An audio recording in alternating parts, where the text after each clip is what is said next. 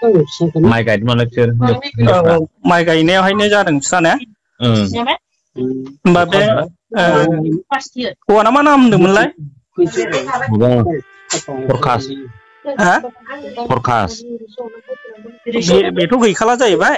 ए माबाया डिभिजार गैला डिप'जिटआथ' गैखाला थैखाबाय ओमफ्राय सासेया मा नामलाय सिख्लाना खोनसो ना खोनसो